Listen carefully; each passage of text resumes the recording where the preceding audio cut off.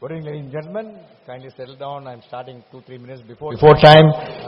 We have to make sure that we finish the program in time. Well, before time maybe because a lot of requests has come from our people. India, Australia match, did not want to miss it. But anyway, the cricket country, so we can't accept. But we've got enough time. We won't eat up into time. I'll take maybe a few minutes just to remind you what's happening in MMA next few days so that you don't miss. There's an event happening on 26th of July, 26th of June, 2 days later. Because this is an event which we designed for a series for next 5 months. 4 to 5 months will be done. This you're doing jointly. Buddhi Clinic is a partner for this. The theme of the event is Mental Well-Being Series, Unleashing the Inner Potential, Cultivating Mental Resilience for Well-Being. Why we did it? We always found, you also must have read in the newspapers, a lot of issues affecting the mental health, and this is one thing which we really do not know that we have been affected by that. Because I read a very nice article where the conversation between the body and the mind gets disconnected, then we get into serious trouble. So we want to, the team is going to come and speak to you, how you continuously engage the conversation between the mind and the body. So it's a series with team of highly professional people going to come and speak with people in the field who are experts and achieved great accolades for themselves. We do come on 26th July at 6 o'clock. Then on 5th of July is our MMA award function and the MMA AGM, 68th AGM of MMA. It's our flagship event where we showcase our excellent performance all through the year. And the award function, the 4 outstanding achievers are getting the award, including the manufacturing, TVS Motors getting the award, in the services, SIFI and education, Sairam College, and also in SME sector also one of the companies who are doing extremely well. And the chief guest is Mr. Narendran, who is a managing director of Tata Steel, has agreed to be the chief guest, and also Josh will be talking to us the keynote address. Please do come. We have lined up some fantastic program that evening, and I also request you to, after the award function, join us for a gala dinner, and I can assure you it will be a great evening worth remembering for long time to come to go. Please do register so that we make sure that your reception is done properly when you arrive at MMA. Then on 18th of July, we have a talk on securing future of digital payments that we are doing with RBI and also with the Digital Association of India. We got again lined up some outstanding speakers, including the RBI regional director and people who are experts in digital payment. And why we are doing this, we want to, our members are well educated. They don't. But I see in the newspaper, most educated are the one who lose the money. I don't know why actually. Inadvertently click something, inadvertently give some data. So we want to tell you how you can be safe and how can be fail-proof in terms of this area. And also what are the new technology being introduced by RBI, other people, SEBI and various things. So it's happening on 18th of July. 22nd July, again, we are doing a success story. And Naveen is the founder of Notion Press. It's a very excellent model, Notion Press, where 3 partners join together and where they make people who want to publish it do that. Having MMA publication is coming, which is Notion Print is doing. I learned that Notion Printers can be, why not MMA? So MMA is going to start very soon a publishing division where we'll be publishing the books for the MMA members. Not only publishing, we'll even launch it and research papers, all that we'll be doing it actually because we have got a wherewithal to do this. We have got some outstanding people, content writer, designer. Every month we produce a beautiful digital magazine. We thought we must do a thing. I'm quite sure my past president will appreciate. We are starting a publishing division in MMA which will publish regular books. The first book is getting published by MMA on the 5th of July at our AGMs. It's going to be launched by the chief guest. And we are going to give continuous publication be done. We've got a wealth of knowledge available with us. More than 1,000 lectures delivered, transcript, videos are available. We are combining them in topic-wise and publishing them, which will be very useful for the management students, even management professionals as a reference book. So it's come out very beautifully. You will be really happy to see the book getting published on 5th of July during the AGM. Then we also have 25th July Mental Series Part 2. Then we also have a number of other events already lined up till September. I won't take the time. You can see the website.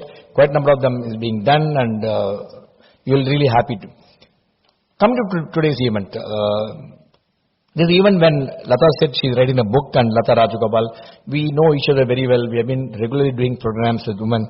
When she said she want to discuss on the theme of the book, Immediately I said, let's do that, because a book all written by women, for women, and not for women alone to read, it's for everybody to know. Because something to talk about media, and something to talk about how one can really learn from different perspectives from different people. I think it's very rarely happens where, at least in the MMA, except for women convention, I never had the privilege of hosting 7 women on the stage together. Yes, women convention, we do that quite a big number. So today is a very, very unique day for us also to host some of them. Ladies and gentlemen, today's event we are hosting this evening. Before that, let me warmly welcome all the viewers watching this program live. As usual, you have any questions, the numbers flash on your screen. Please send your questions. All the questions will be compiled and put it to the speakers today. They will respond. Only request you to please focus the questions relevant to the theme. I also acknowledge the presence of past president, my mentor, guide, well-wisher, Mr. Balraman here today. He's come and joined us this evening. Balraman is one of the past presidents who have done some phenomenal. He's a past president who had 2 years tenure, and he's always a guide and mentor to me, and always pushes me to bring the best out of MMA. Thank you for joining us this evening, sir. I also acknowledge the presence of Mahalingam. He's the president of MMA. I think without his support, I couldn't have done so many things what you are doing today. Thank you, Mali, for your continued support. Pleasure to have you this evening. Gentlemen, coming to this evening, media and you, and trends, challenges, opportunities, and today. We have some outstanding speakers, a galaxy of outstanding speakers who would seek to you. Ladies and gentlemen, put your hand together to welcome the distinguished panel for this evening. Lata Rajagopal and Kumar, Lata Menon, the speakers will be introduced in detail. Filmmaker, Deepika Kumaravel, theatre professional, Joy Adavan, All India Radio News, Lata Vaidyanathan, advertising consultant, Rangapriya Gautam is a media management, Susan Sridhar is a professor of AOP. May I request dignitaries please take your place on the dais. Ladies and gentlemen, a very warm round of applause to our distinguished panel for this evening. Lata, please come. You will lead them. They are all waiting for you to come, I think. Please come.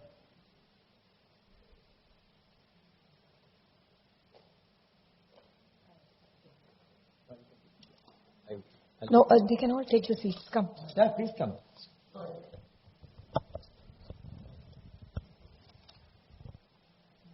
Can you change this? Okay. No, what is Briefa solunga. What else? Yeah. I'll call you. Yeah. Okay. I'll call you. Who's the first? I'll book it. First topic. Due to Balraman, no?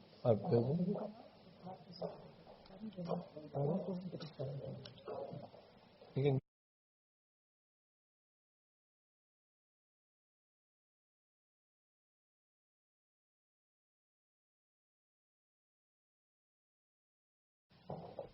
Let me have the privilege of introducing the leaders for this evening, who are also co-editor, who compiled this together, Lata Rajagopal and Kumar. Lata is a communication consultant and independent researcher. She has taught at leading institutions in Chennai and across India. With 12 years in advertising, she has obtained a PhD in marketing and communication and a postdoctorate in communication from development. Lata has published internationally and is passionate about teaching, running non-profit organization Tanushka, and for since teaching education, science education. She also serves on the editorial advisory board of Cambridge Scholars and Guides and PhD Scholars. Very warm welcome to you, Lata. And the format of the program is Lata will set the context, introduce all the speakers. The speakers will share their perspective, and before that, she will also announce the launch of the book. And over to you, Lata. Thank you, Captain. Good evening, everybody. Today's session is about modern media trends, and yet, ironically, nothing comes close to face-to-face interactions like this. You'll agree. No form of media can match this experience. So it's wonderful to be here. On behalf of all the speakers, I thank MMA, particularly Group Captain Vijay Kumar and his team, the President, Past President, and other members of MMA for having invited us to this platform. We are very happy to share our experiences in the media industry, as well as some of us are from academia. Like other industries, media too has had its share of useful disruptions and innovations. The increasing technology orientation of governments all over the world and democratization of content have unleashed power and opportunities to both creators and users. But before all this began, for all the youngsters here, it was in the 70s that black and white television came to Chennai. An average of 1 or 2 sets per street, just like telephones in the 60s. This meant having a bunch of neighbors over every day to watch. Movies like Tilana Mohanambal attracted entire families to the house with the television. It was not uncommon to find people peeping through the windows, standing on the walls, sitting on the walls and hanging on the gates to watch live relays of cricket matches. The hosts were very hospitable and nice and usually kept the windows wide open to have more people viewing their television sets, as it was a pride of possession. This generation would find it hard to imagine that just a few decades ago, a large percentage of people in India did not own phones or televisions. Computers were a rare sight, and the internet did not sneak into our lives until much later. Communication involved time and physical effort. Connectivity was a word we used to use for transportation. If there was no connectivity, it meant that there was no bus going to that place or a train. We rarely used it in the context of technology. Yet somehow people reached out to each other and engaged in meaningful communication. Winding queues at phone booths was a familiar sight, and post offices, the anxiety of receiving telegrams, the anticipation of receiving a long overdue letter, the excitement of listening to a favorite song on the radio at night, or just the morning ritual of having a cup of coffee, chatting with the family and reading the paper. All this indicated a need to be informed as well as connected. Time has not changed this human need. However, it has certainly changed the way people keep themselves informed, entertained, and networked. In these times of technophilia, I would say communication is the redeeming feature of our gadget addictions. We live in a world of networks. It is interconnected and there is convergence. An important outcome is the window of opportunity all this has created. Indeed, a very large window. And how? According to a report in the Deccan Herald published last year in May, Indian media is a rupees 2 trillion plus industry and growing. There are hundreds of media entities in India employing over 500,000 people. I got these data points from statista.com, by the way. As you all know, media industry has been growing exponentially after digitization. This has resulted in a deluge of jobs that demand new skills. What naturally soon followed was a spectrum of mass media and communication courses in all the leading colleges and universities. One of the noteworthy trends is the steady increase in number of women making an impact in media education and industry. An article published by India Foundation in November 2018 described media as, to quote them, the sensitive litmus test that represents the dichotomy of tradition and transformation in society. Nothing explains this better than the success of women in media. Contemporary India is witnessing a rise in number of female voices in all forms of media and genres. It constructs a powerful female narrative. We are headed inexorably into a future of better gender representation in all walks of life, and this could be a defining period for us. Perhaps the best time to talk about media and learn about life in the industry and how to prepare for it. 7 of us from media industry and education are here to speak about our respective areas of expertise. This will segue into a discussion on a few important aspects of modern media. I will introduce the first speaker, Lata Menon. Lata Menon is a filmmaker with vast experience in different kinds of films, from advertisements and documentaries to longer films. Her clientele includes regional, national and multinational companies. She is based in Chennai and also runs Mindscreen, a film training institute. So over to Lata.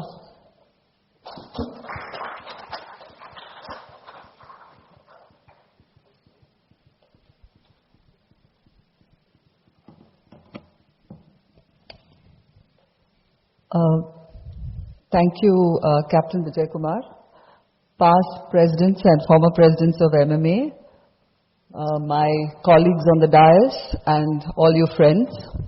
Welcome to this event, and thanks for being here. I'm going to talk about media redesigned, why it matters. Of course, every brand has a target audience, and the concept of creating communications aimed specifically at a particular audience is older than advertising itself, as we all know.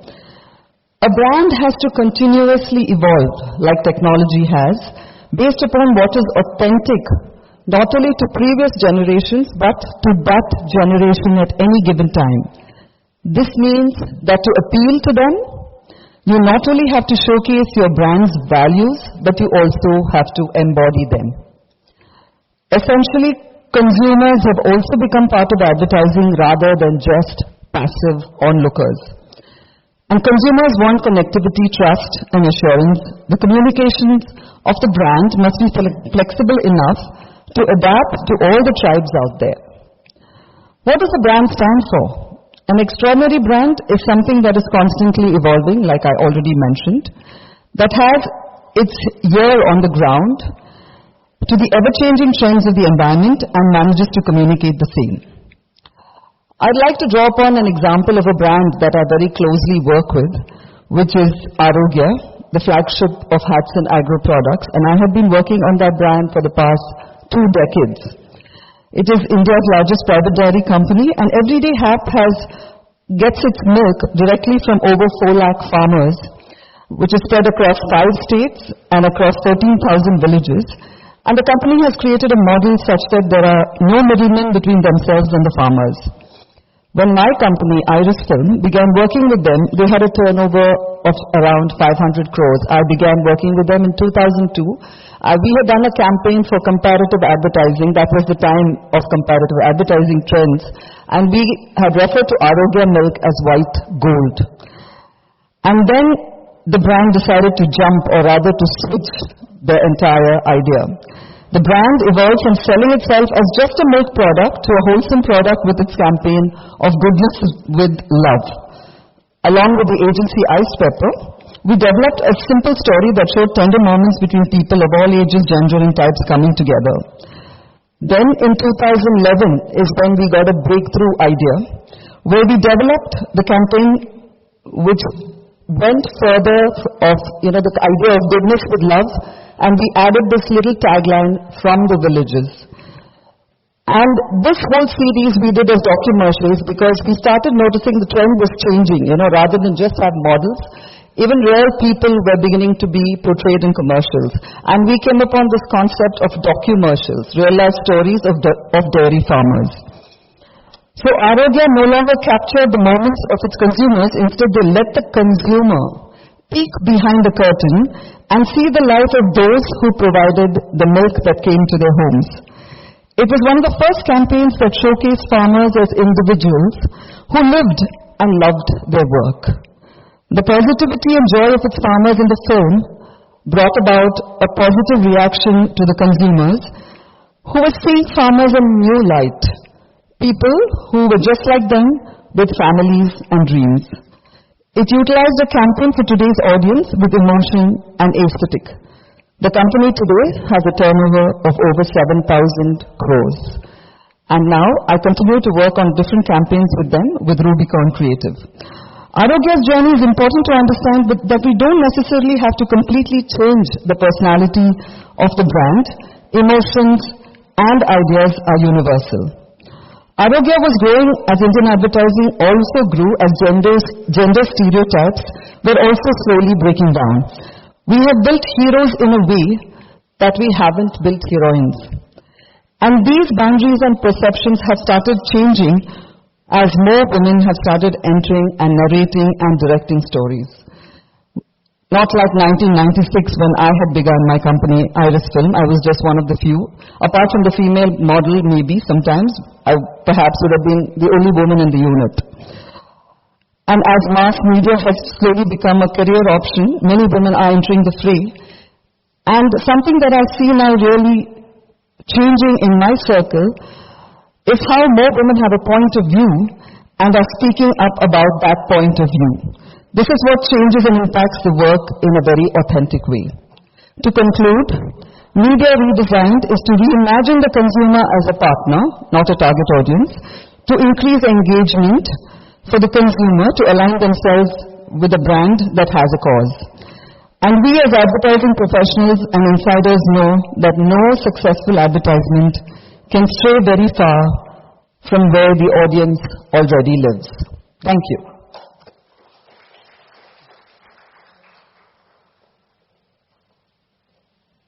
We have with us Deepika Kumaravel.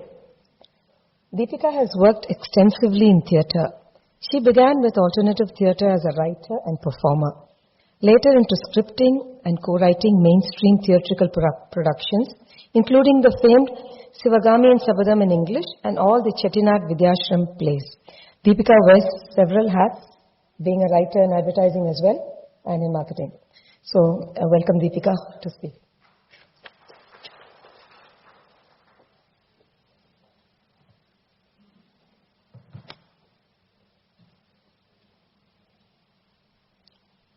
Good evening, everyone, here at MMA. Can you hear me?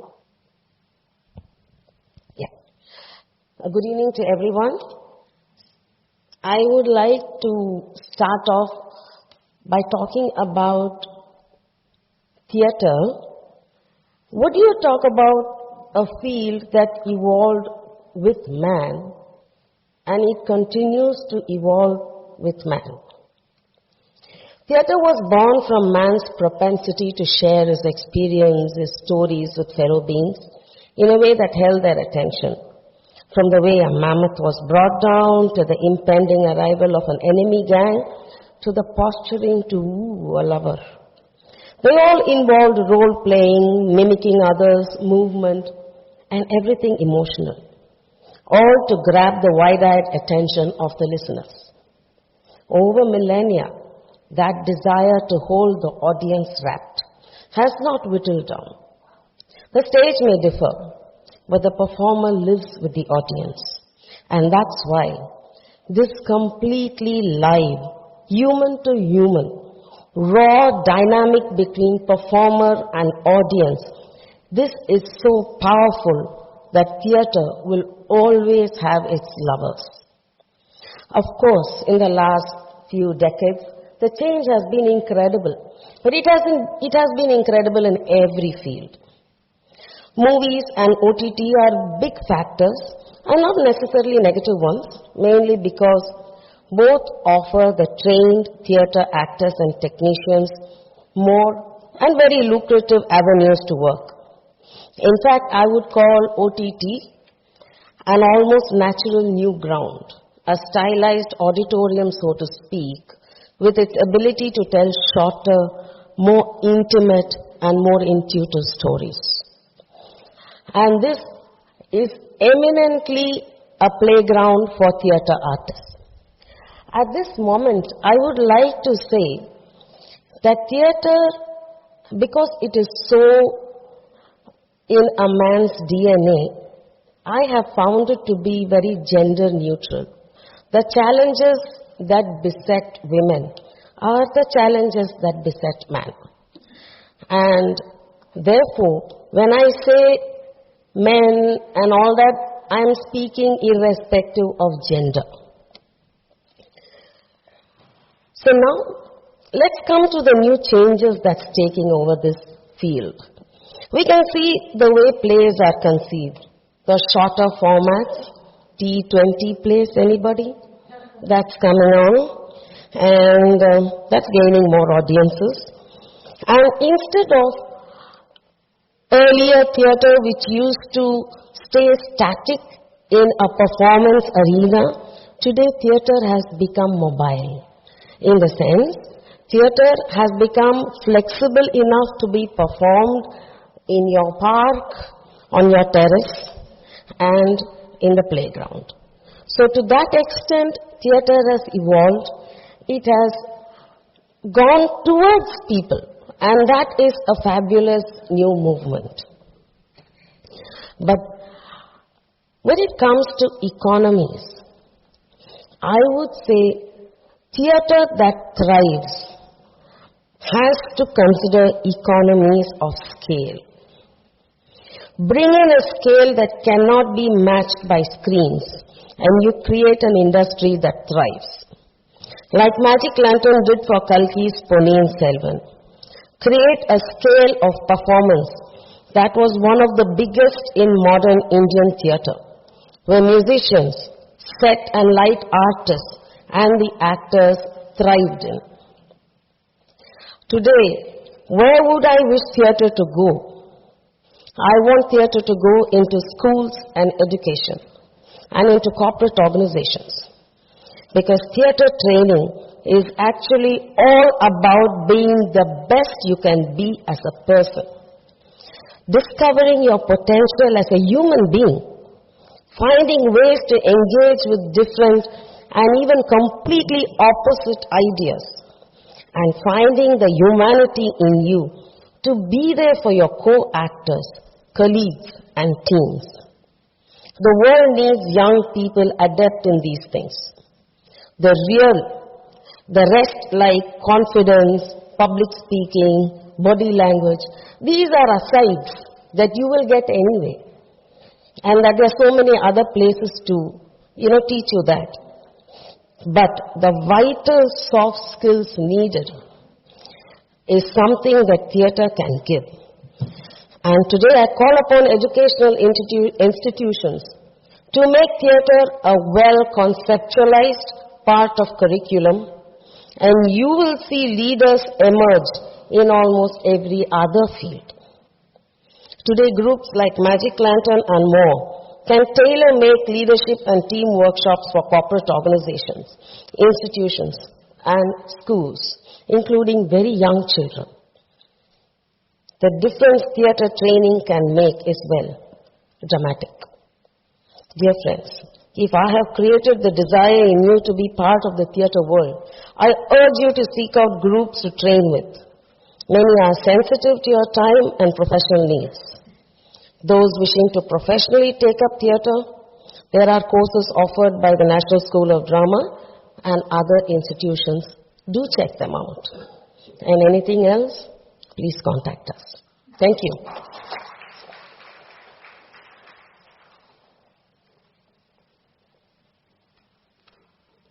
Joy Andavan is a stalwart. She is from a highly respected media institution in India, the All India Radio. She has been a news bureau head in Chennai for several years now, covering important political and parliament news sessions. She has also been part of the Prime Minister's entourage press teams, traveling to other countries. Over to Joy.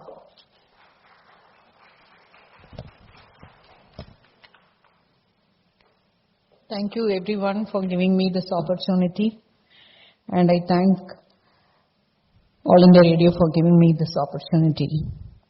All India Radio was once ruling the roost, I would say, because I grew up listening to AIR news and getting ready to school. But then in the middle something happened and we are not in the scene just like what we were. But let me tell you, we are not totally out of the scene. We are still there. We are just changing according to the trends of the day. We are there in social media. We make our presence felt everywhere. And you can't miss our radio commentaries. People are still addicted to radio, either while they are traveling or at home.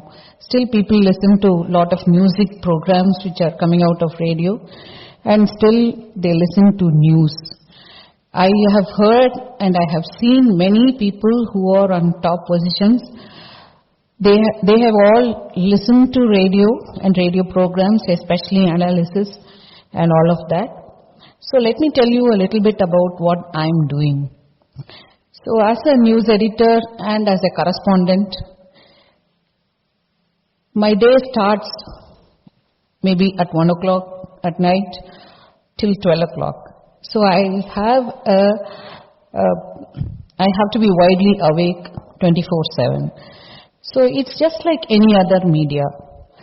It was quite new for me because I worked in Press Information Bureau, where we are just mouthpieces of the government. But in radio, it's not like that. It's slightly different, which means that we have to take into account all of the activities which are going on in our state and also out of our state, which is of great importance to the nation. So, as a communicator, always my communication is very important. You know how much we talk. But it was really a surprise for me. For 10 minutes, you can read 140 lines. Only 140 lines.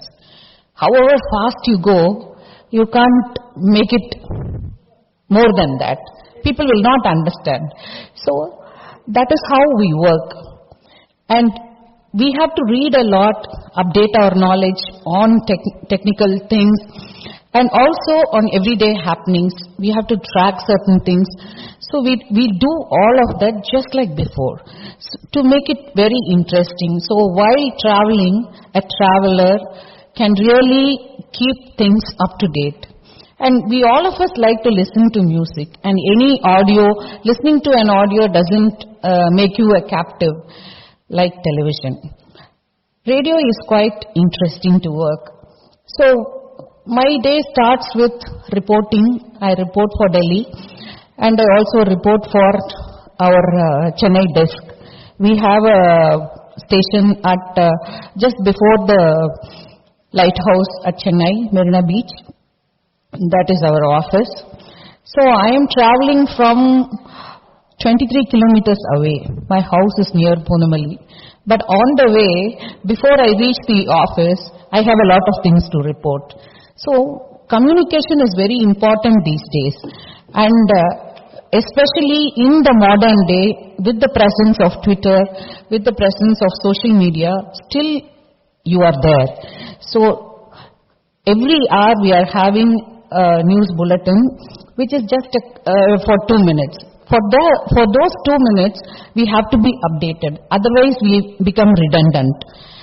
So we have to be updated, and we have to keep our communication skills very simple so that people will understand our language, not using bombastic and, like uninteresting things. We have to be simple, we have to be brief, and we have to be very concise in our words. So my experience, the experience in somebody's life is very priceless and precious. So I consider my experience in radio as a very precious one. So they don't differentiate whether it is a man or a woman, nothing like that. So when you come to reporting, when you come to the news desk, gender doesn't matter at all. Sometimes I used to get up by 2 o'clock or 2:30, then go to the station. So it's not very normal for women to go out, as people would say. But as a journalist, almost like you are a journalist and you are working for radio, not only me, there are so many engineers who are working, who are women. When cyclone comes, we work round the clock. We don't mind how many times we have to put a bulletin.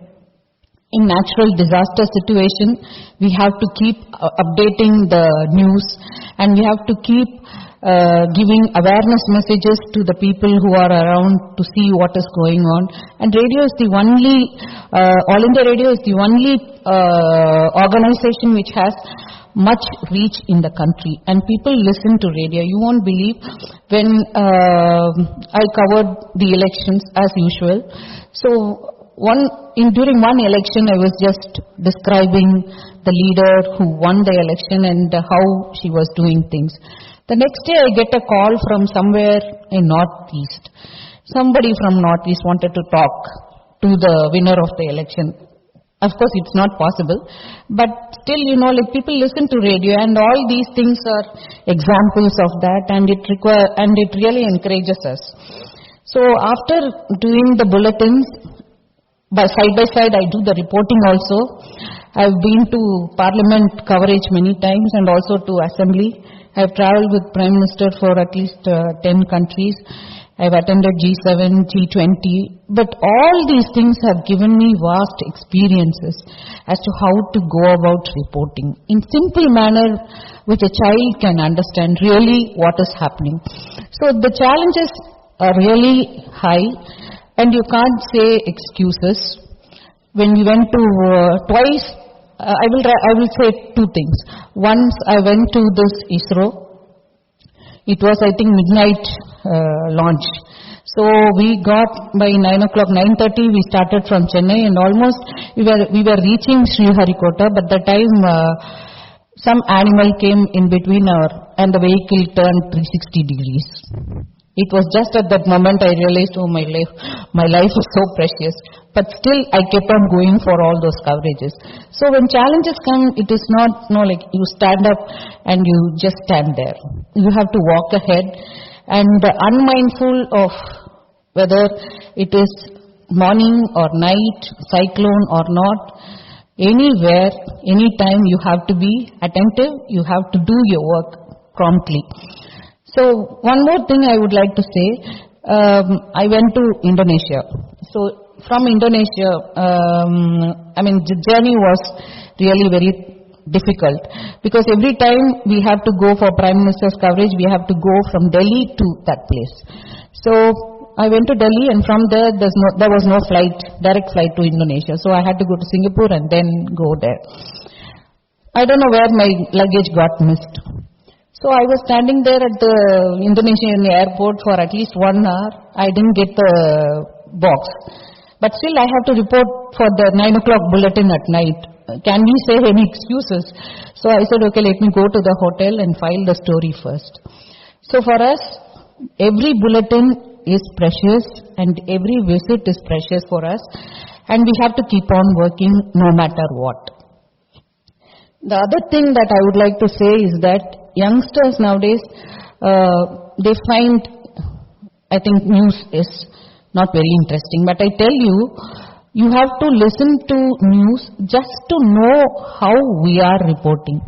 Because radio is the best place where you can learn. Listening to radio, you can learn many things. Make it a habit to listen to radio. Any type of radio you can listen. Not only for entertainment, but also for infotainment, which AIR is very popular for. And then working with radio in the era of social media, it is quite challenging because we are all oldies.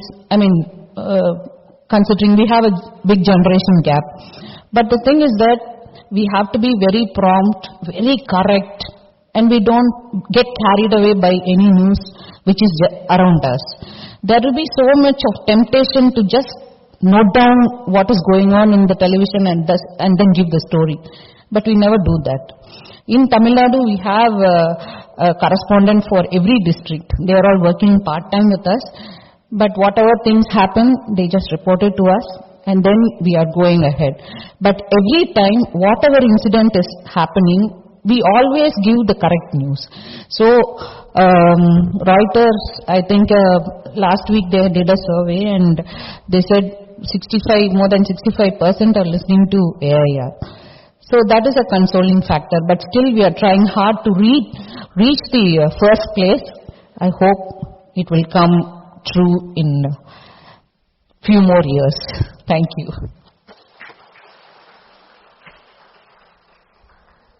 Thank you, Joy. We have with us today Lalita Vaidyanath, all the way from Hyderabad. Formerly in Chennai, she has also worked in Bangalore. She is an award-winning copywriter who has worked on landmark campaigns for leading brands across India. She continues to work as lead creative person for a Hyderabad-based company. I hand over to Lalita.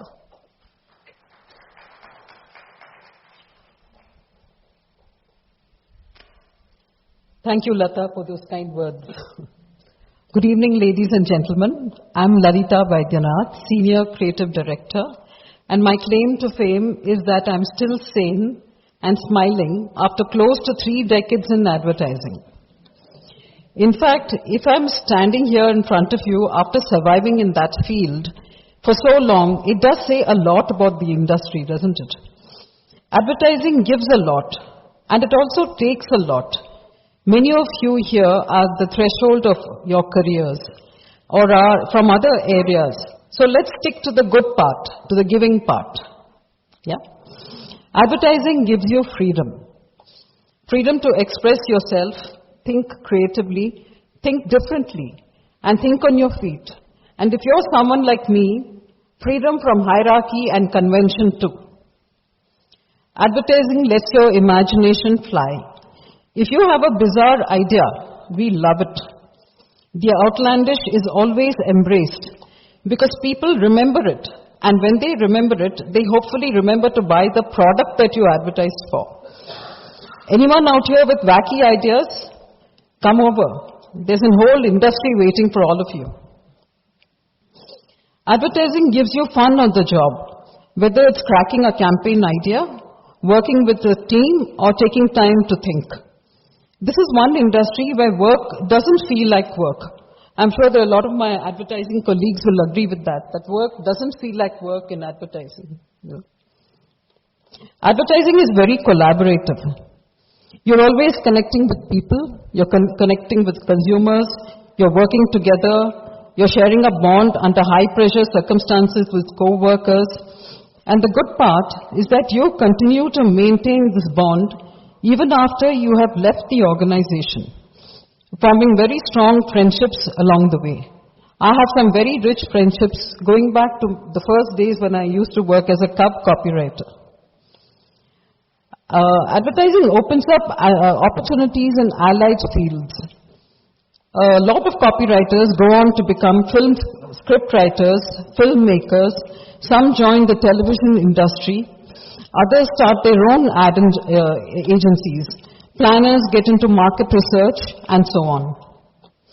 That said, advertising is also a very challenging industry, as you need to constantly come up with new ideas, new ways of saying things, and create new stories for a very demanding audience, especially nowadays. You have to differentiate yourself all the time, which means you have to work that much harder. And in today's times, the advertising content you generate isn't competing with the next ad. It's competing for attention with Instagram Reels, podcasts, Facebook posts, and a whole lot more. Coming to my own journey, I was very keen to join advertising right from high school. The print ads fascinated me, and I remember memorizing slogans and jingles while my classmates were memorizing chemistry equations and maths formula. My fascination for ads saw me joining a small ad agency in Bangalore where I started my career. What began then has given me deep fulfillment, strong connections, work satisfaction, and has brought me here today to be speaking in front of you, and I'm very grateful for all of this.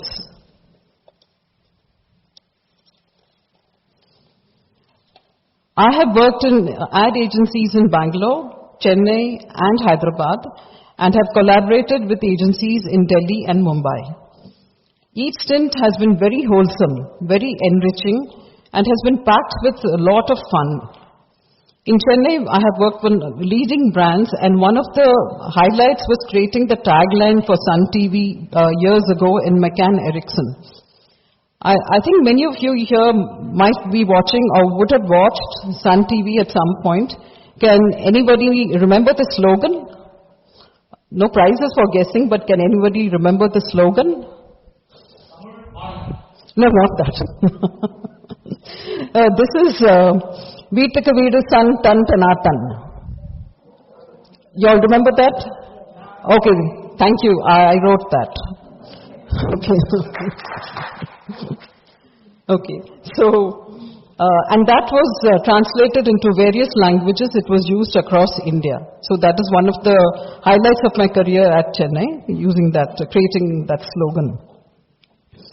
In my chapter in this book, Media and You, I have given you an overview of the industry, its evolution in India, how it functions, who does what role, what to expect, and how it creates change. But honestly, the intensity of the industry can only be experienced, not just read. So if anyone here is considering joining advertising, I will say, please do take that plunge. It's going to be a fun ride and a wild ride too. One day you will find yourself in this very same spot where I stand, talking to all of you, to an audience that is as interesting as all of you. Thank you so much.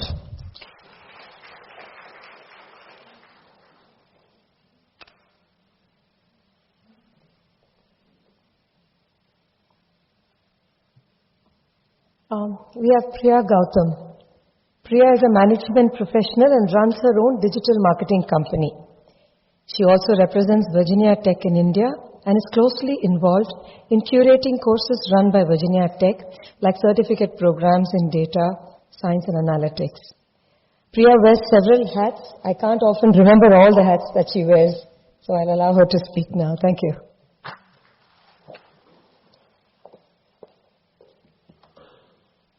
Thank you, Latha, and very good evening to ladies and gentlemen here. I was just seeing my co-speakers and co-authors here having a long list of things to speak about what they've done. I actually don't have anything, but I only remember one story which I thought I should talk today. When I wanted to do something in media, I went and asked my dad, Papa, can I do? He said, media, why? No, please do what I've said. And that's how our education system used to be when we were young. That we were told to do certain things which are of importance. Like it could be engineering, doctors, police, civil services. These were the only careers in those days. And of course, there were very few who probably this august audiences actually grabbed the opportunity to be that. So taking back to my story, I actually wanted to be a media professional, but I just couldn't because of constraints. So what did I do? I went and did one small little course which is offered as a part of our college internship. And I went and did this something called as Media and Mass Communication course. Failed miserably. I did not understand anything because I had no background. Having said that, I somehow managed in the 4th term, I managed to scrape through and I got a A+ degree. So that was a good start point for me to start my career. After that, of course, I went into doing a lot of things, but this kept bothering me that I need to do something about media and education. How can we democratize education for people? Where can we go and study? So this has always kept, plying on my mind. What should I do for this? In the part of my career that I did, I always stuck to education, whether it is technology-based training or computer-based training. This is always my career pathway. However, an opportunity came when I was heading an institution where I could create institutions. And that was the opportunity that I grabbed. And I said, I'm going to do this just not only for me, but for the students at large. So we started an architecture college, a music school, a school of media, all this little away from the city limits. It was about 75 kilometers away from Chennai. So under that aegis, I did a lot of colleges, but what got to me still was that when I meet parents, they always want to give kids engineering, architecture, the same option. They never thought media as an option. I think it's so important that today we need to educate parents more than the students that there is opportunity, there is life beyond what they think is the 4 things. I think that's the important part that I wanted to let parents also know, that don't think that the idea is just doing engineering. Today an engineering student is still writing media content. I'm sure there's so many of them who've broken away from the core of what they have to do what they are doing today. So that is the kind of strength that I think advertising and media has got. And like all of them said, and I'm not going to repeat that, every role that they play is something different. They are not the same mold. Somebody is writing script, somebody is making a movie, somebody is writing an ad copy, somebody is doing the filming of it. Just imagine, in this audience we have 7 sitting on the stage, and imagine how much more jobs are there. I would think there are 4 million plus job opportunities are there today in the market that we need to grab.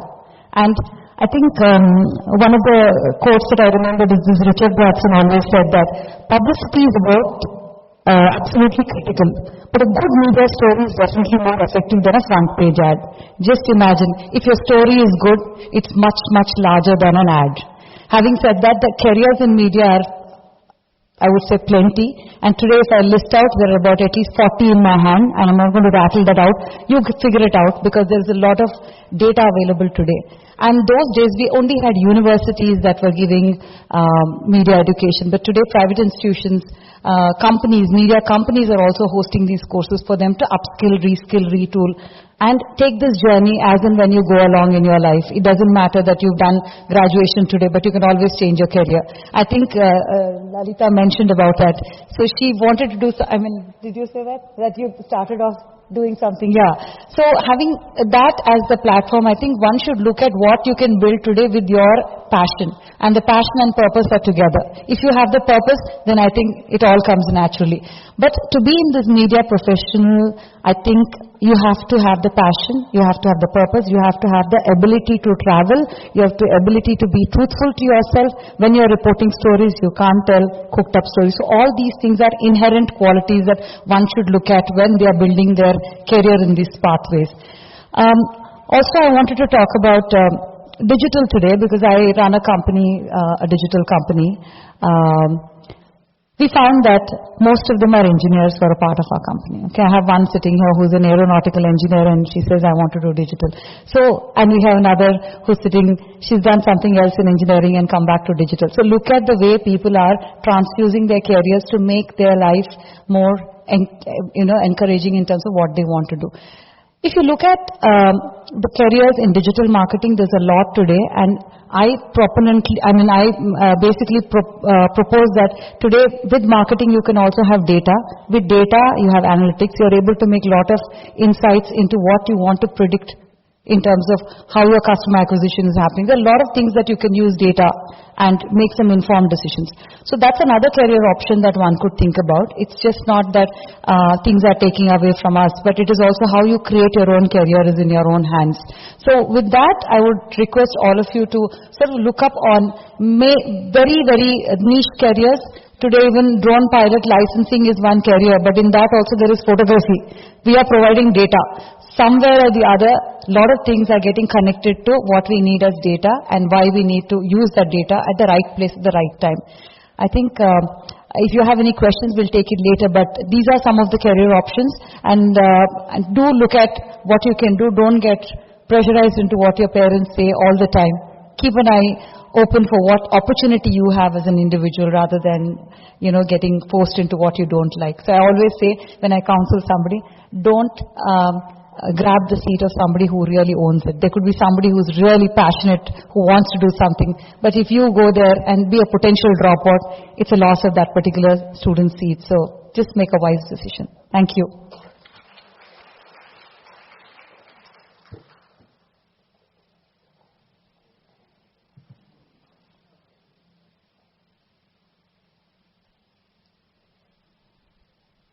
Behind all developments in media lies the foundation of good media education. Dr. Susan Sridhar has spent several decades shaping the media knowledge and skills of students at undergraduate and postgraduate levels.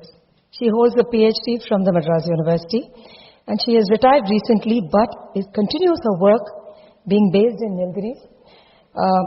She contributes to education through curriculum development. Welcome, Susan. She's here all the way from the Nilgiris today.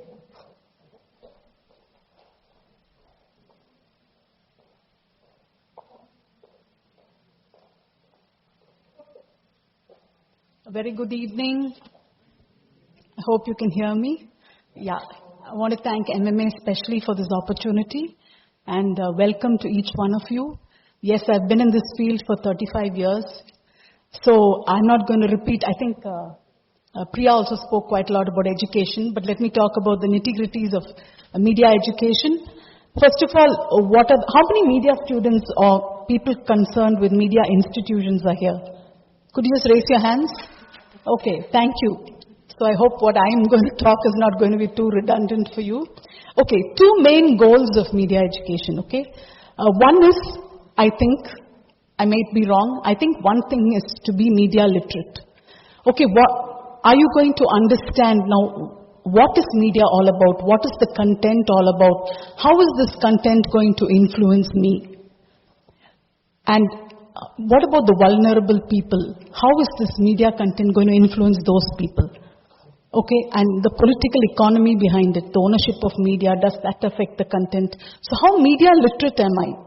What about print? What about AI and ChatGPT today? What about your television? What about your radio? How is this content going to impact me? How much do I understand this?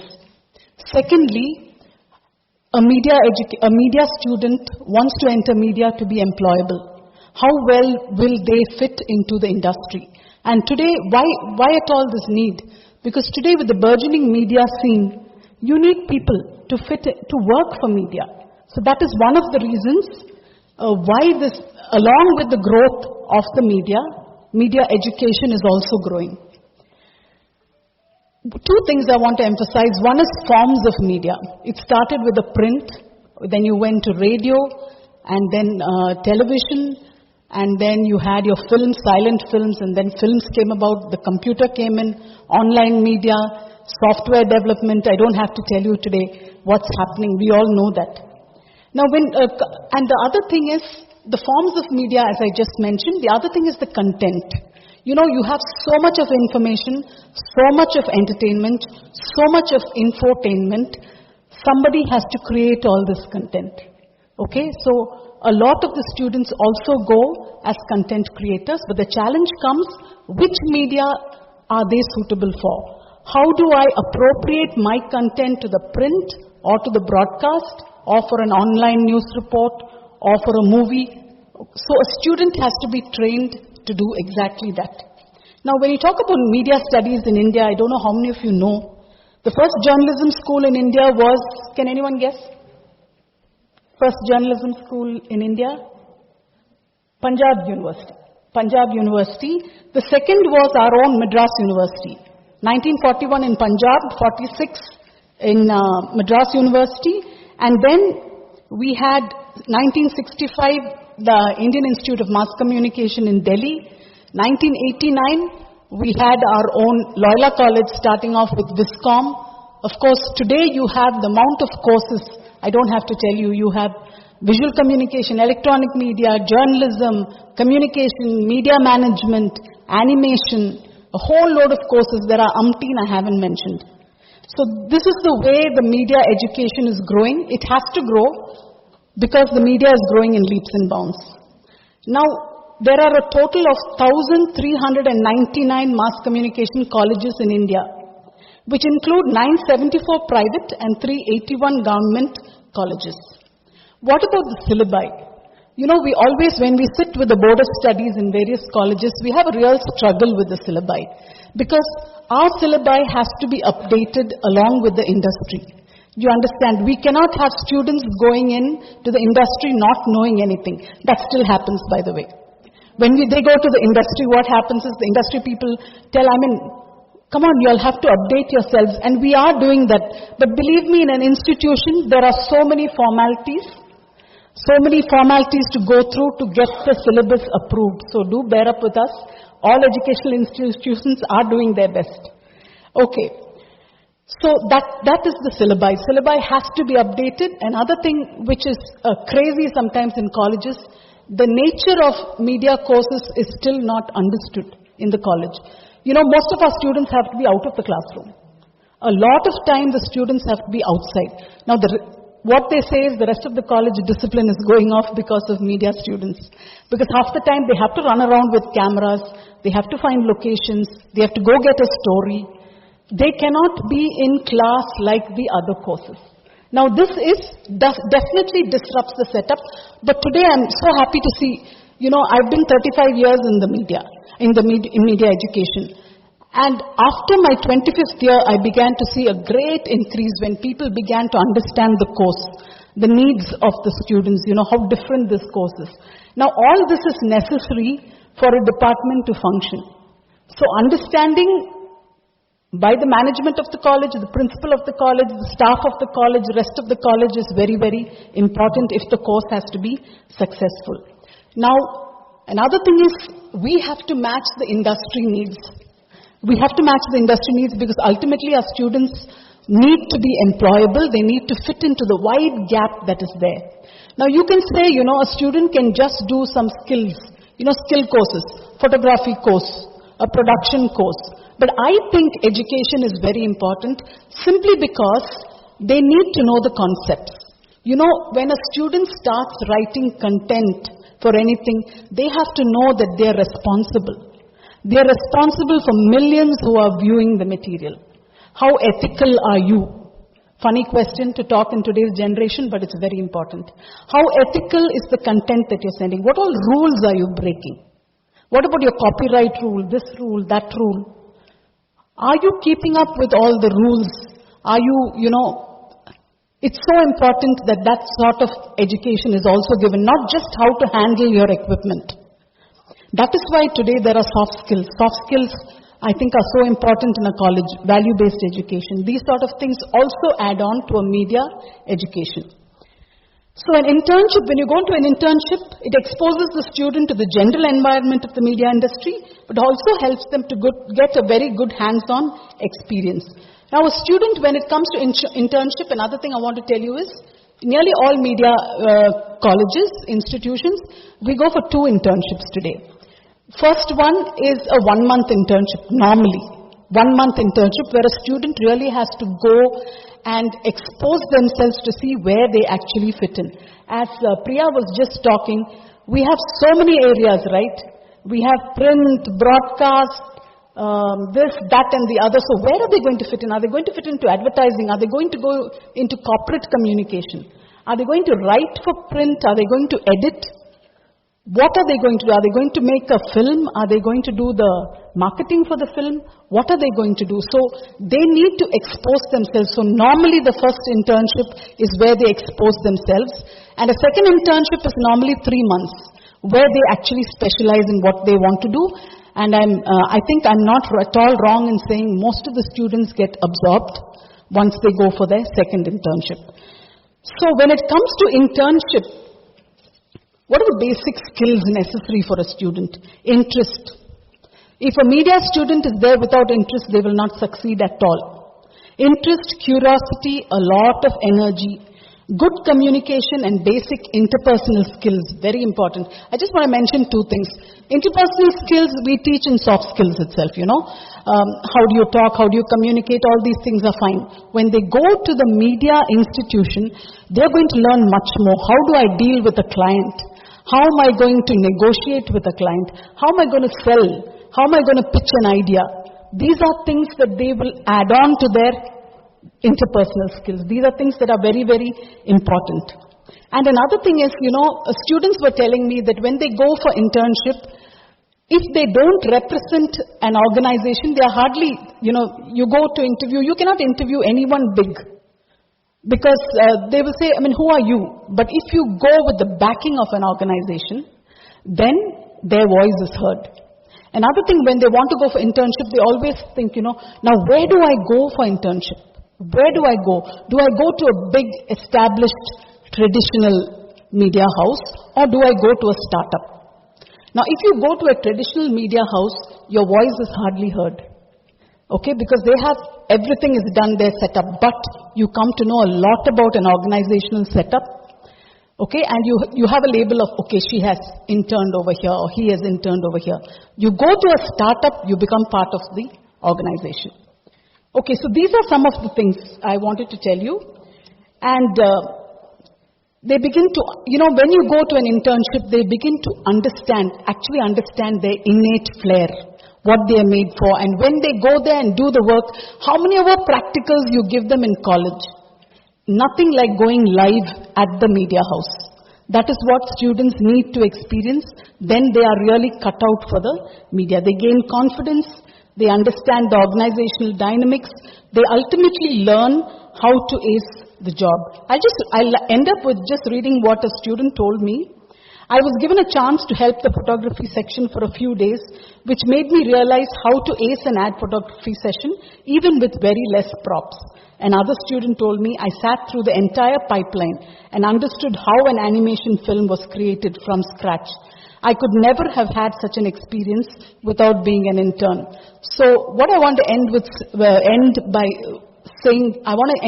saying this, that, this industry education collaboration is extremely important. I don't think it's just with the media, but it's very, very necessary in media. Industry education collaboration. Thank you so much.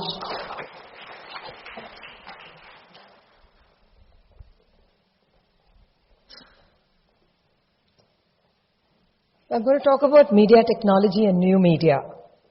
As I speak right now, I have a friend recording this talk on the small device that she has. I have family members watching from other countries. I have a friend watching the live feed from the US. And my daughter is online at her workplace in Bangalore.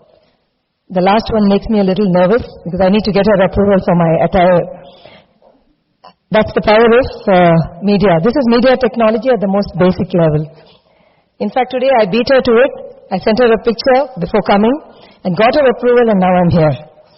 So, when we speak of media technology, we refer not only to the hardware and the software that go into creating the content, but also the channels of dissemination, the way in which consumers they consume the media, and the way in which people store the information. All that goes into the broad area of media technology.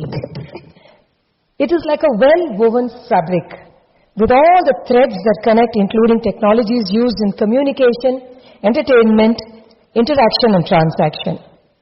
A slew of innovations and inventions have led to this rapid growth, especially of social media, e-commerce. We are one of the highest, by the way, in e-commerce.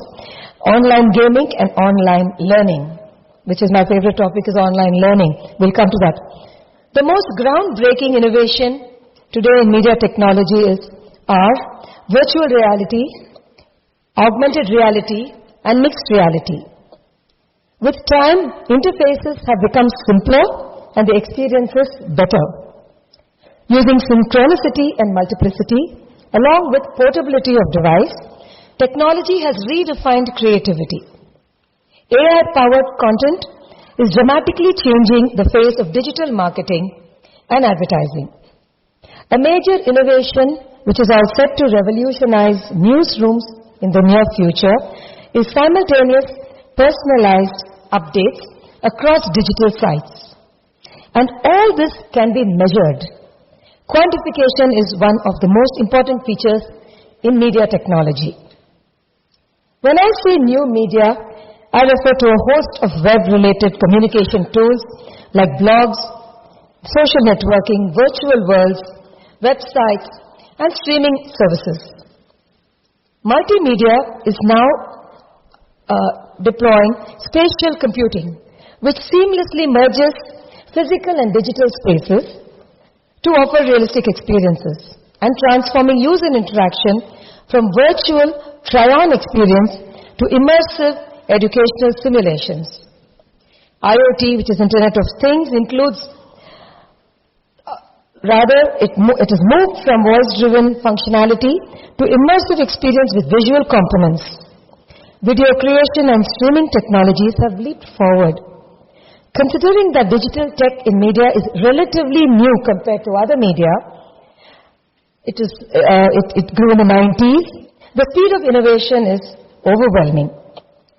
In education, digitization has empowered learners, and the significance of virtual institutes is that there is no age, geographic, or financial barriers. Free online content has helped people realize long-cherished dreams of learning about any topic. I'll give you a small example.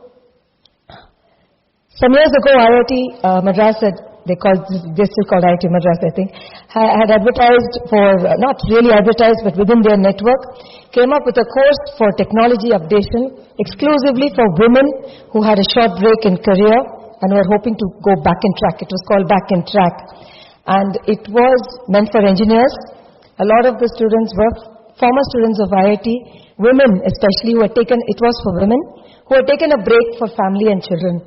This was to update them and encourage them to go back into the field. There were two conditions. One, you had to be an engineer and below 45 years of age. I didn't qualify with either. So I had to go there, speak to them, question the relevance of age in education, and also be willing to willing to fight the challenges of a lack of knowledge in certain areas of engineering. So I did that course. It was a 1.5-year course, complete technology updation in media technology, Internet of Things, a little bit about data science. I had to learn Python, without any knowledge of computers. It is possible. I also needed tuition to pass, by the way. So it was a joke in my family. But jokes apart, I think that is the value of continuing education. At some point, I was ready to give up, and the director of the course said, "Why are you doing this at this point?" So my only answer was, if I have to be in media, either work or teach, for me it was a matter of integrity to be updated. Because otherwise I didn't deem myself fit to stand before students. And I had to be updated. Also because the students are ahead of you these days, before you can come into the class, they're ready with a set of questions based on internet information. So you have to be one up over there. So the importance of technology in continuing education is marked, because you can study at any age or learn a skill at any age from wherever you are, sometimes for free too. New media includes a lot of social media educational sites. There are a lot of information exchange, industry chat rooms, which offer a lot of support system for young people in the industry who would like to have new information. IoT is moving from voice-driven functionality, as we said, into visual components. So to create this, we have a host of talents that are required, and therefore new skills, and education has played an important role. Digitization has led to courses with flexible timing, flexible learning modules, and flexible assessment patterns. Okay. Well, let's look at some interesting examples of how technology has come into our lives, which without our own awareness. Young people would know Beat Saber was a game, PlayStation game, that used VR in a surreal neon environment, giving an adrenaline rush every time the beats of the music changed. This was a super hit PlayStation game. Pokemon Go, as you all know, used GPS technology, where it combined a virtual presence with a seemingly physical presence in a game of a hunt of sorts. But my favorite is Kai Kai, spelled Q-A-I-Q-A-I. It's a tiny best friend, BFF, of Serena Williams' daughter Alexis. It comes in a digitized version with complete personality and animated expressions. This reminds me of a book, award-winning book called Clara and the Sun, written by a Nobel laureate, and it talks about Booker Prize winner also, and it talks about a futuristic time when technology could replace human interactions. It talks about a robot that was purchased to replace the best friend or I don't remember, the sister of the child, and the child develops a relationship with the robot, and the whole thing is about how the story evolves around the relationship between the child and the artificial intelligence. So we have also, recently in this city, we had Van Gogh 360. Van Gogh 360 is a multimedia immersive projection on a 360-degree screen. AR has taken advertising to a new level. We have Nike's shoebox campaign, award-winning, which featured a large shoebox on a 3D billboard in Tokyo with a cat jumping out of it. The box would open and the cat would jump out in 3D technology, which looked absolutely realistic. This was one of the biggest attractions in Tokyo that year. Now, the downside of media technology is the rise in crimes using media technology. This necessitates even further better knowledge of technology and ways to protect oneself online. But even with all this happening, one thing continues and will hopefully remain the same. At the core of all the advancements lies our basic human need to stay informed and stay connected. The warmth of a physical handshake is still the most connecting human experience for me, and hopefully for all of you. Thank you. So, we have question-answer session, but before that, just 5 minutes, we'll have a very short discussion, because we have two important topics that are common to all the media. So we have already seen how media works today and the ethical constraint. We'll just take one topic.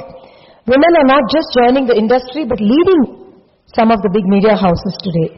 What has it taken for women to get here? How does this impact the industry? So I request the panel members to air their views. You can have the mic. Everyone has a mic, so.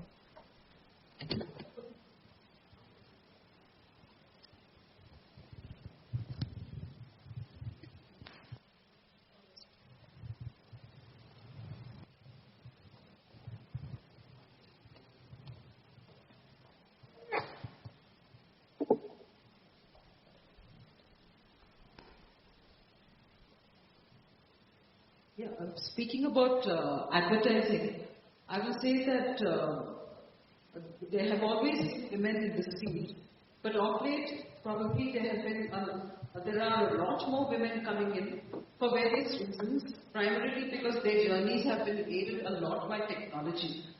They work from remote, and therefore they're able to, find a very nice work-life balance. It works, it's planned out well. And also this thing of remote working is very much more comfortable now. That is one. And then second is that I think things like long working hours, those things are probably in the past. Because again, you can work from remote. COVID has actually facilitated that, and it's helped open up a lot of avenues for people, and especially women who have benefited from a lot of these trends.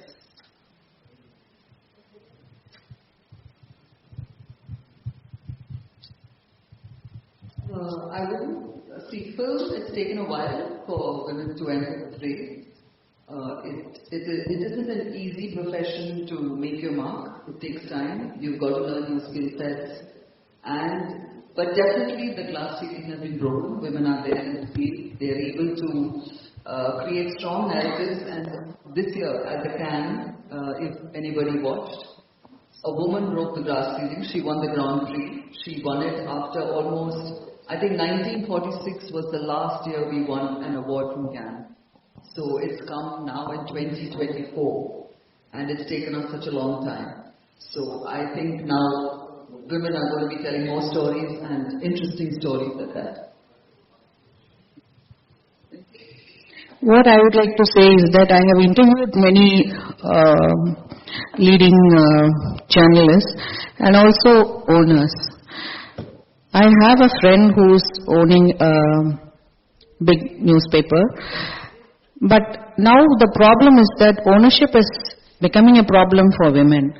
But I tell you that there are a lot more fields, new fields, where women are leading, which is just overtaking the prime media. And that's a very encouraging sign. And like social media, online media, digital media, and other kinds of media which are growing, they are all picked up by women who were once sitting at home. And that's a good news.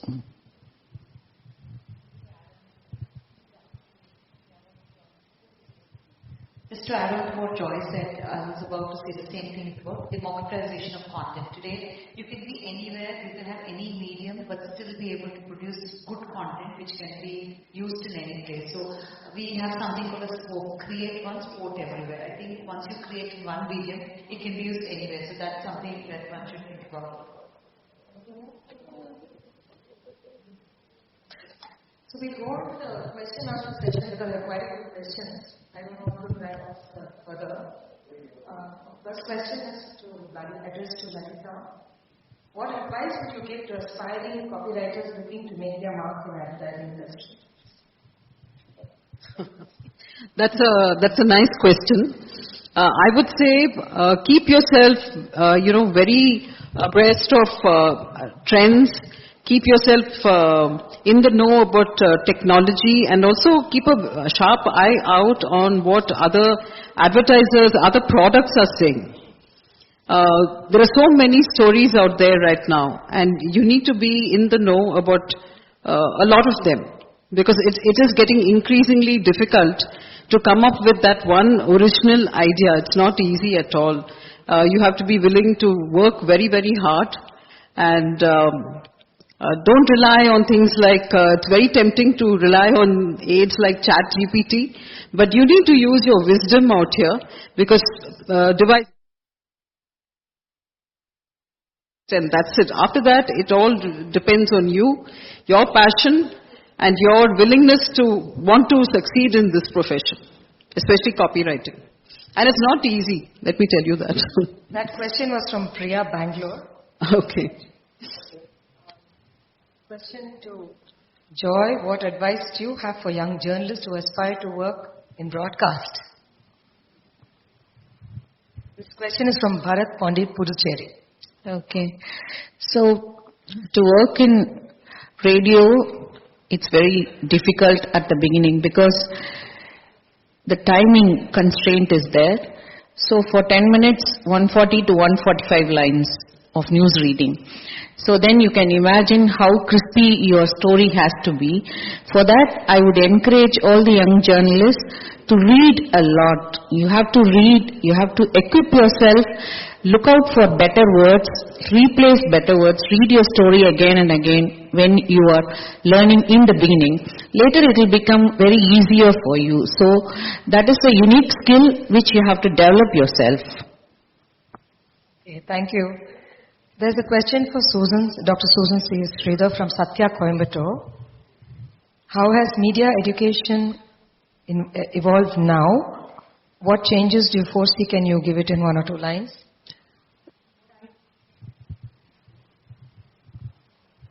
Check. Yeah, as I was saying, along with the technological developments happening in the industry, media education has to change. Media education has to develop, it has to revamp itself, syllabi has to be revamped, the studios have to be revamped. We are going to see a lot of software development in the labs. We're going to see the use of artificial intelligence and how to combat ChatGPT, lest our students become brain dead. So their thinking and creativity. I think education has to keep up pace with the industry growth. Yeah, thank you. There's a question from Syed, Chennai. It is about technology and how it is impacted, how it influences careers. But I think we have discussed that. The question may have been written before the last part. So I'll skip that question. A few are repetitive. I will not read that out. Again, there's a question on emerging trends, which I covered, I think, at the end. So if there's any question, I can stay back and also answer. There's a question to Lata Menon. Can you discuss the challenges of producing documentaries on social issues and how you ensure their impact? This is from Daniel, Puducherry. Yeah. Hello? Yeah. Documentaries are still a growing medium of narrating stories, but it is definitely growing thanks to the OTT platforms, Netflix and Amazon Prime, encouraging documentaries and making it for the latest of the Jolly story which came in Netflix about the cyanide murder. I don't know if people have watched it, but there are opportunities now. But to make real impactful documentaries like The Elephant Whisperers, which won the Oscar, it definitely needs a lot of, I would say a collaboration of different sources, like a good producer, a good person behind the scene who can market the documentary. You need to get many, funders to support the project. It takes years sometimes. It takes a year or two, but one has to have the patience and not give up on it. Documentary is definitely quite a long process, yeah. There's a question for Deepika Kumruvel. How has your experience in advertising influenced your approach to theatre production and storytelling? It's an interesting question from Joseph, Chennai. Hello. They are both highly creative fields and both require reaching out to the consumer. In that way they are similar, but the dissimilarity is also extremely big. Advertising is a more marketing of a product. While theatre, I think, is an extension of literature, of ideas, and sometimes of protest. So they can be actually on the opposite spectrum of each other. One is a consumerist endeavor, while the other could just be the opposite. Advertising is a consumerist thing, and theatre could be a protest. It could be. So I would, other than the fact that they both elicit a lot of creativity from you and a lot of passion and a lot of genuineness, as fields they are very different. As a medium, they are different, I guess. Yeah, you can add to it. I would say advertising is the art of seduction and theatre is the art of protest, possibly. Nice, nice. Okay.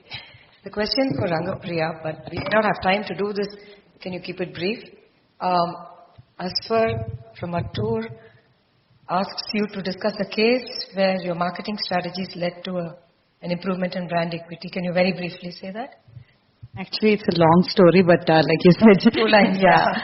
When we create a product or when we create anything like the advertisement or whatever, now a lot of people today in the startup ecosystem look at brand equity, and that's where they're valuing it. So that being said, it's a very, very important aspect of brand when you're creating. But as Lata said, there's a very short time. It takes a long explanation for this, but I'll probably do a one-on-one on this, yeah. There's a question on AI. I'll take that question. It's from Jairaj XM Academy. He wants to know the views of on AI as a game changer and the concerns involved in the media. AI, I spoke about that extensively. AI is a game changer because of the way in which content is created. Somebody else had also mentioned about the ethical aspect of using AI and chatbots. Regarding what would happen in the future, it is impossible to predict because the pace at which things are changing, like the transistors and the Moore's law, the speed and the change is so stupendous that it's very difficult to predict what aspects of human life is going to be taken over by AI. But at some point, I can only say that if machines can start thinking like us, then we've all lost jobs. Everybody will have to reinvent ourselves because no doctor, every profession will suffer at that point in time, not just media. There is one question on 2 interesting questions which I think all of us should at least give a line to answer. How important is collaboration and networking in your field, and how do you develop that? So I think all of us need that. Joy had already spoken about it briefly. Yeah, I think it's so important today that without network, nothing works. Word of mouth is the biggest marketing, way of doing things. And we have stalwarts like Mr. Balraman who can really... So everything that today, even there's a little poster that I remember that if I say something is good, nobody's going to believe. If somebody says it's good, then they believe. So that's what McDonald's also uses it. Having said that, it's always good to have good networking, make your product visible, visually, communicatively, and also let people know what you do ethically, and that's why they trust the brand. And I think advertising just brings the trust in the brand.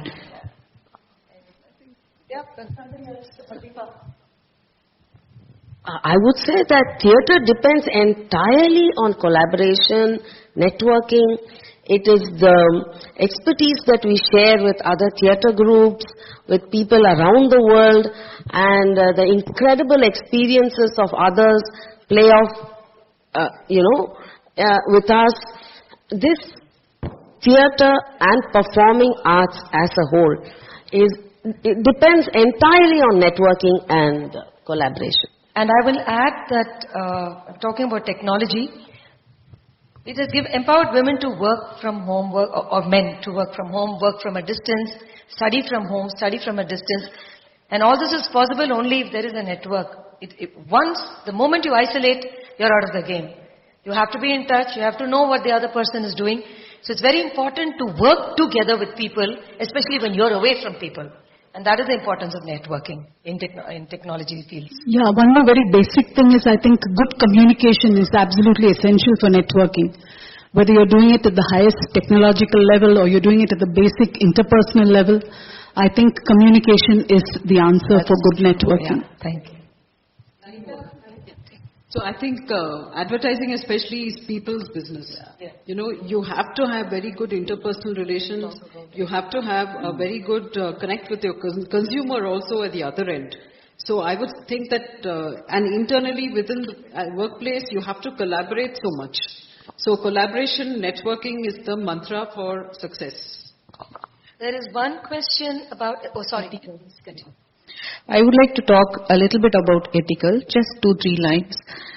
Ethical means it falls upon the individual who is collecting the news and who is giving the news and who is showing the news.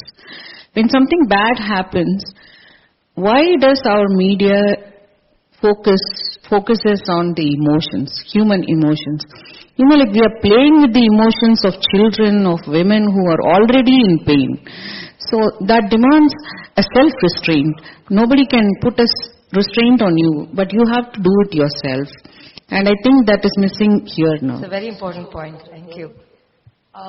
So can I go to the next? This is the final question, which is on the streaming platform, is what ethical considerations are important? General question on ethics, and we can all, Could you just repeat the question? Ethical, what are the ethical considerations are important in your work? Mostly when it comes to technology, I think ethical would be mostly to do with honesty, copyright, in good faith, everything is in good faith. And also I think in relationships, also in the interactions with people also, there is some ethical constraint in terms of engagement. I'd like to talk about copyright. In performing arts, especially intellectual rights, in performing arts it's a huge problem. Yes. You don't know where your play is being performed and in what, in the milieu that you expect, you wrote it as. These are some things that I think in the day of technology innovation, strangely enough, nothing has been done in this area. So I think we have to equip ourselves as media professionals. One of the things, just like self-restraint is important, education and continuing education is important. A lot of times people who are already successful, either in academics or industry, don't find the need to update. They feel they can, manage till their retirement. It's very important to stay updated with media laws and cyber laws especially. Young people, please read up cyber laws.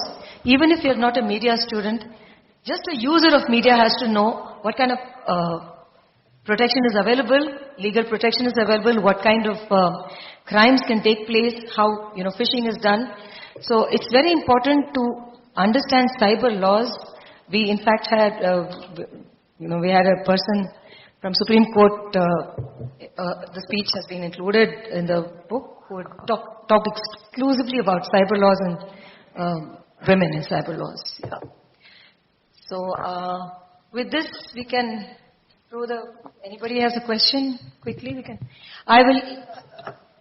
Lalita will have to take a flight, so we would say bye to her at this point. Thank you very much for being here. I don't want to delay you. You want to say something? Go ahead. Thanks a lot for being a wonderful audience. I really enjoyed being here, and I hope you all did too. Thank you. Thank you. Thank you. We have over 740 viewers watch it online. I have another bunch of questions. I clean and send what was relevant, only the repetition, so that you have enough time. And thank you so much. Thanks, Lata, for really putting it together and bringing some outstanding women come and speak. Thank you, Lata, Madam Deepika, Joy, and Lalita, Rangapriya, and Susan. Lovely having you this evening. May I request past this and please do us the honor of joining us on the stage to present the memento. Our Somali, you can also join us. Before that, can I just give a call? Can I request the current president or the past president to hand over a copy to the current president?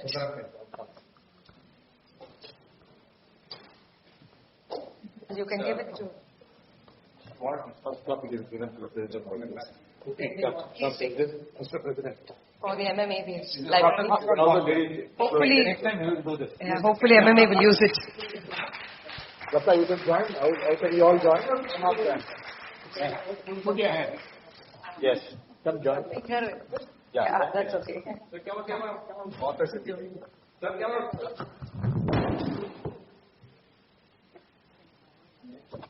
Thank you. Come.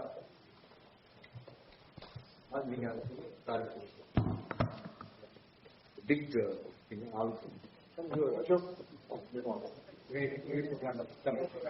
Professor, you read more. You can step forward for a good picture. Joy,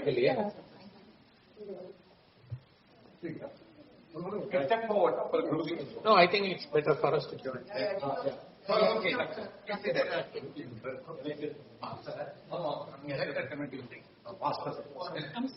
Okay.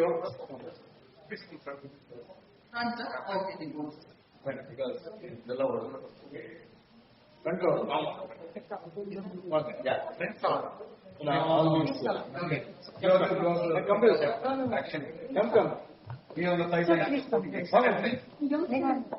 Please come. That's well protected.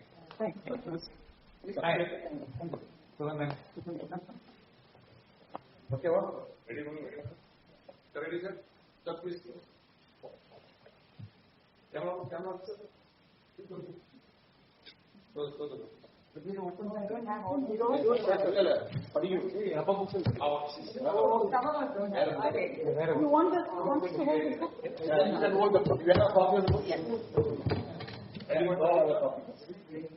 Yes.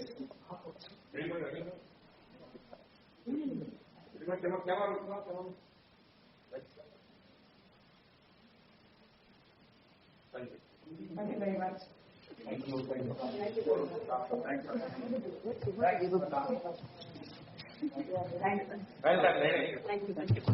Thank you, ladies and gentlemen. Bye-bye. Good night. Till we meet again. Get back home safely. Watch the cricket match, which is India to wish and eliminate Australia today.